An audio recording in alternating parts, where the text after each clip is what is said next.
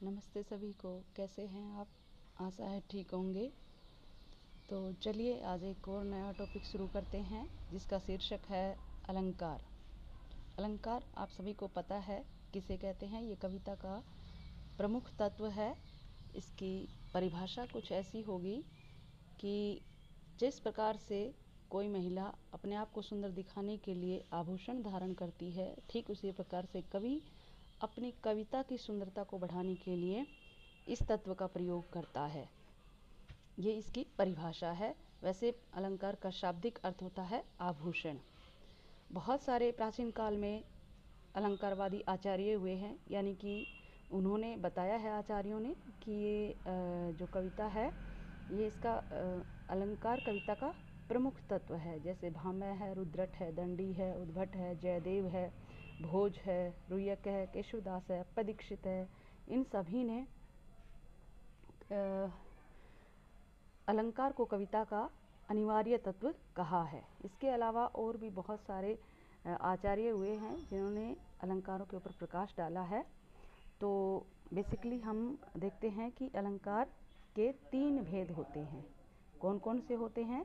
शब्दालंकार, शब्दालंकार, अर्थालंकार और उभयालंकार। शब्दालंकार किसको कहते हैं? जहाँ पर शब्दों के द्वारा कविता की सुंदरता को बढ़ाया जाता है उसको शब्दालंकार कहा जाता है। जहाँ पर अर्थ के आधार पर कविता की सुंदरता को बढ़ाया जाता है उसको अर्थालंकार कहते हैं। और जहाँ पर शब्द और अर्थ दोनों के आधार पर कविता की सुंदरता को बढ़ाया जाए उसको उभयालंकार कहते हैं। इनको आगे और कैटेगरी में बांटा गया है। जैसे शब्दालंकार के अंतर्गत आते हैं अनुप्रास, यमक, श्लेष और पुनरुक्ति प्रकाश अलंकार। ठीक इसी प्रकार से अर्थालंकार के अंतर्गत आते हैं बच्चों उपमा, रूपक और उत्प्रेक्षा अलंकार। तो एक एक करके जो मेन हमारे अलंकार हैं जो बोर्ड परीक्षाओं में पूछे जाते हैं और जो कॉम्पिटिटिव एग्ज़ाम के दृष्टिकोण से भी इम्पोर्टेंट है, सिर्फ उन्हीं को ही हम करेंगे, सभी को नहीं करेंगे, एक एक करके हम उनको करते हैं। तो सबसे पहला जो अलंकार है वो है बच्चों अनुप्रास अलंकार। अनुप्रास अलंकार, अनुप्रास अलंकार किसको कहते हैं? अनुप्रास अलंकार में जब वर्णों की बार बार आवर्ती होती, यानी कोई वर्ण बार बार आए, रिपीट हो जाए कोई वर्ण। जैसे आप एग्जाम्पल से देख सकते हैं, ये एग्जाम्पल देखिए, चारु चंद्र की चंचल किरणें चमक रही हैं जल थल में। तो जब कोई वर्ण बार बार आए, जैसे यहाँ पे च आ रहा है, यहाँ पे भी च आ रहा है, और यहाँ पे भी च आ रहा है, और यहाँ पे भी च आ रहा है, एक च वर्ण की बार बार आवर्ती के कारण आने के कारण इस कविता में, इस लाइन में बहुत ही सुंदरता आ गई है। जैसे चारु चंद्र की चंचल किरणें चमक रही हैं जल थल में, तो उसके कारण यहाँ पे अनुप्रास अलंकार है। तो यहाँ पे कवि ने अनुप्रास अलंकार का प्रयोग किया है। अनुप्रास अलंकार को बच्चों आगे और कई कैटेगरी में बांटा गया है। 5 प्रकार हैं इसके आगे। कौन कौन से हैं?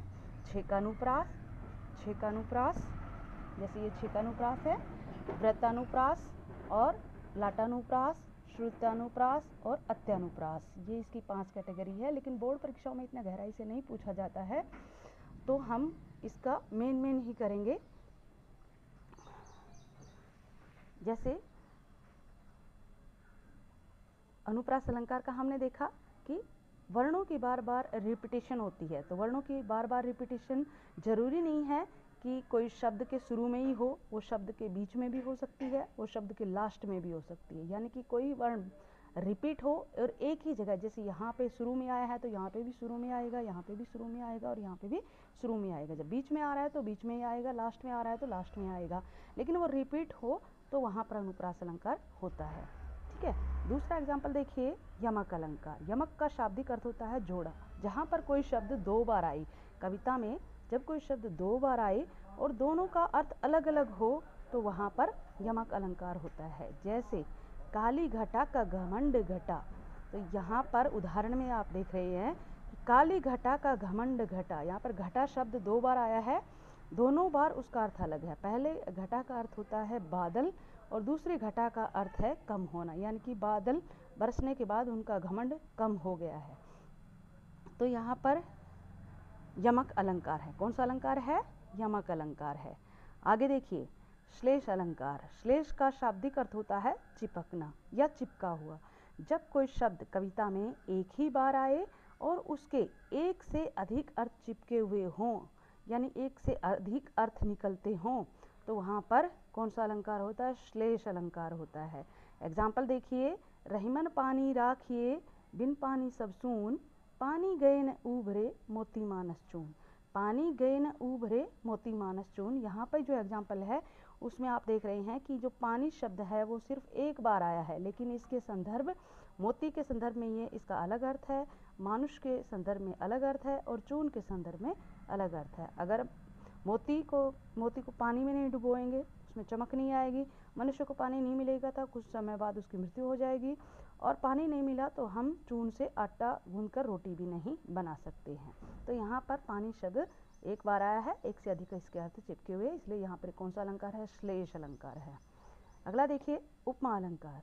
उपमा अलंकार में क्या होता है कि किन्हीं दो वस्तुओं या दो व्यक्तियों में जब समानता दर्शाई जाती है, जब कवि किन्हीं दो वस्तुओं में दर्शाता है समानता, या फिर किन्हीं दो व्यक्तियों में समानता दर्शाता है। इसमें ये भी हो सकता है कि एक वस्तु को किसी व्यक्ति से समान बताया जाए, या फिर एक व्यक्ति को किसी वस्तु के समान बताया जाए, ये भी हो सकता है। यानी कि किन्हीं दो वस्तुओं में या दो व्यक्तियों में कंपैरिजन होता है, समानता दर्शाई जाती हैं उनके रूप के आधार पे, गुण के आधार पे, रंग के आधार पे, जाति के आधार पे सिमिलरिटी सी दिखाई जाती है, तो वहाँ पर उपमा अलंकार होता है। और यहाँ पर सा, सी, से, सम, समान ये वाचक शब्द होते हैं, यानी कि जहाँ पर ये शब्द आपको दिख जाएं, जिस लाइन में आपको ये शब्द दिख जाएं, तो वहाँ पर उपमा अलंकार होता है। जैसे उदाहरण के रूप में देखिए, हरिपद कोमल कमल से, यहाँ पर इन लाइनों में देखिए, हरिपद कोमल कमल से, यहाँ पर भगवान के जो पद हैं यानी चरण हैं, उनकी तुलना किससे की गई है? उनको समानता किससे दर्शाई गई है? कमल के समान भगवान के जो पैर हैं वो कोमल हैं। तो सासी से आ गया यहाँ पे, तो यहाँ पर इसकी समानता यानी कि पैरों की समानता कमल के समान की गई है, तो यहाँ पर उपमा अलंकार है। ठीक है, आगे देखिए, अगला जो अलंकार है बच्चों वो है रूपक अलंकार। रूपक अलंकार यानी रूप दे देना। बहुत अधिक समानता के कारण एक वस्तु या व्यक्ति को जब दूसरी वस्तु या व्यक्ति का रूप दे दिया जाता है, यानी उनमें कोई भेद नहीं बताया जाता, कोई अंतर उनमें नहीं रह जाता, तो वहाँ पर रूपक अलंकार होता है। जैसे एग्जाम्पल देखिए, मैया मैं तो चंद्र खिलौनो ले हो। यहाँ पर श्री कृष्ण जी माता यशोदा से कह रहे हैं कि मैया मैं तो चंद्रमा रूपी खिलौना ही लूँगा, उसके अलावा कुछ नहीं लूँगा। तो यहाँ पर बच्चे को खिलौना, चंद्रमा को एक खिलौना बता दिया, उसको खिलौने में और चंद्रमा में कोई अंतर नज़र नहीं आ रहा। तो जिस वस्तु को दूसरी का रूप दिया जाता है वो दोनों आपस में नज़दीक होते हैं। पहचानने का तरीका है, उनके बीच में छोटा सा हाइफन होता है, तो हम उससे पहचान सकते हैं। ठीक है, तो जिस वस्तु को रूप दिया जाता है वो आगे होती है, और जिसका रूप दिया जाता है वो आगे होती है।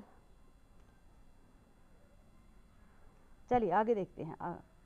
दूसरा एग्जाम्पल देखिए, चरण कमल बंदो हरिराई। चरण कमल बंदो हरिराई कि मैं भगवान के कमल रूपी चरणों की वंदना करता हूँ। तो यहाँ पर भी चरणों को किसका रूप दे दिया? कमल का, है ना। वंदो मतलब वंदना करना, हरि का मतलब भगवान, कि मैं भगवान के कमल रूपी चरणों की वंदना करता हूँ। तो यहाँ पर चरण में और कमल में कोई अंतर यहाँ पर जो कवि है उसने नहीं किया है, रूप दे दिया। किसको? चरणों को। किसका रूप दे दिया? कमल का रूप दे दिया। तो यहाँ पर रूपक अलंकार है। आगे देखिए, अगला जो अलंकार है वो है उत्प्रेक्षा अलंकार। उत्प्रेक्षा अलंकार में क्या होता है? जब बहुत ज़्यादा समानता के कारण एक वस्तु में दूसरी की संभावना दर्शाई जाए या कल्पना की जाए, होती नहीं है लेकिन हम उसको मान लेते हैं। जैसे मैथ्स हम पढ़ते हैं तो हम मानते हैं कि माना x की कीमत इतनी, माना y की कीमत इतनी। ठीक इसी प्रकार से उत्प्रेक्षा अलंकार में हम किसी वस्तु में दूसरी की संभावना या कल्पना जब करते हैं तो वहाँ पर उत्प्रेक्षा अलंकार होता है। और इसकी पहचान ये है कि जहाँ पर जानो, जनु, मानो, मनु जैसे शब्द आपको दिख जाए तो वहाँ पर आँख बंद करके आपने उत्प्रेक्षा अलंकार कर देना है। नीचे एग्जाम्पल देखिए, मुख जनु शुभ्रमयंक। मुख जनु शुभ्रमयंक, यहाँ पर मुख जनु, जनु का मतलब जानो मानो, तो यहाँ पे ये शब्द आ गया। शुभ्र मयंक, शुभ्र मतलब सुंदर, मयंक मतलब चंद्रमा, उसका मुख ऐसा है मानो चंद्रमा ही हो, है ना। तो हमने माना है, एक्चुअल में उसने नहीं बताया, रूप नहीं दिया उसका और न ही उसकी तुलना की है। उसने क्या कहा, ऐसा लगता है, ऐसी संभावना है कि उसका जो मुख है वो चंद्रमा के जैसा है, चंद्रमा के जैसा उसका लग रहा है, मानो चंद्रमा हो। अगला अलंकार देखिए, मानवीकरण अलंकार। मानवीकरण अलंकार में क्या होता है कि जब प्रकृति को मनुष्य की तरह व्यवहार करते हुए दिखाया जाता है, जब कवि अपनी कविता में प्रकृति को मनुष्य की तरह व्यवहार करते हुए दिखाया जाता है, तो वहाँ पर मानवीकरण अलंकार होता है। अब प्रकृति में क्या क्या आता है, प्रकृति में आता है पेड़, पहाड़, नदियाँ, झरने, भूमि, सब कुछ, जीव जंतु सब कुछ आते हैं प्रकृति के अंतर्गत। तो ये मनुष्य की तरह हंसते, रोते, चलते जब दिखाया जाता है कवि के द्वारा, तो वहाँ पर मानवीकरण अलंकार होता है। जैसे फूल हंसे कलियां मुस्काई, तो हंसता कौन है, मनुष्य, मुस्कुराता कौन है, मनुष्य। तो यहाँ पर फूलों को हंसते हुए बताया गया है, कलियों को मुस्कुराते हुए बताया गया है, तो यहाँ पर कौन सा अलंकार है, मानवीकरण अलंकार है। अगला देखिए, पुनरुक्ति प्रकाश अलंकार। पुनरुक्ति प्रकाश अलंकार में बच्चों क्या होता है, पुनर् मतलब दोबारा, उक्ति मतलब कथन।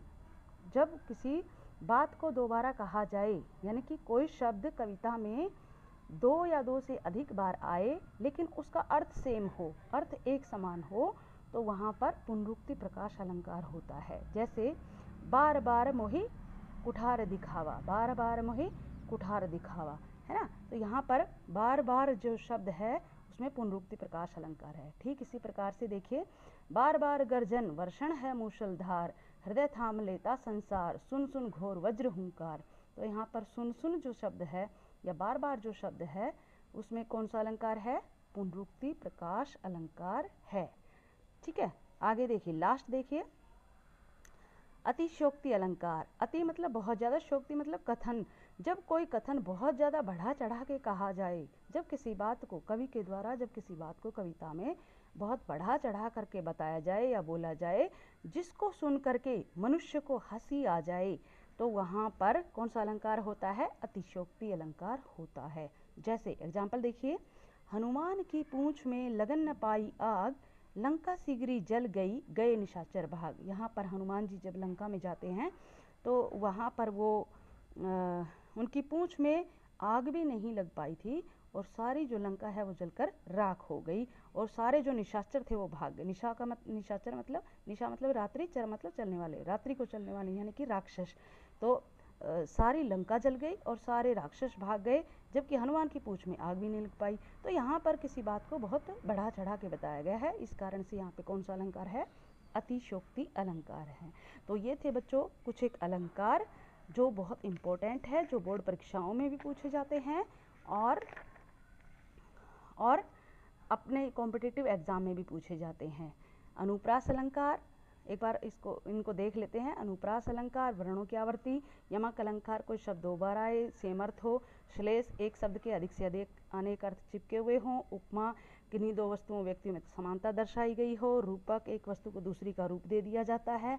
और उसके बाद उत्प्रेक्षा हमने कहा था कि जहाँ पर कोई संभावना दर्शाई जाए वहाँ पर उत्प्रेक्षा अलंकार, मनुष्य को प्रकृति की तरह व्यवहार, प्रकृति को मनुष्य की तरह व्यवहार करते हुए दिखाया जाए तो मानवीकरण, और कोई बात दोबारा रिपीट हो या कोई शब्द दोबारा रिपीट हो, सेम अर्थ हो, तो पुनरुक्ति प्रकाश अलंकार, किसी बात को बढ़ा चढ़ा के कहा जाए तो अतिशयोक्ति अलंकार। तो ये थे बच्चों कुछ एक अलंकार इम्पोर्टेंट। आप इनको 1 से 2 बार वीडियो देख लेंगे, समझ लेंगे तो आपको अच्छे से समझ में आ जाएगी। फिर भी समझ नहीं आए तो वीडियो को पॉज करके एक एक करके आप इसको देख सकते हैं, समझ सकते हैं। तो आज के लिए इतना ही, उसके बाद फिर मिलेंगे किसी नेक्स्ट वीडियो, तब तक नमस्कार।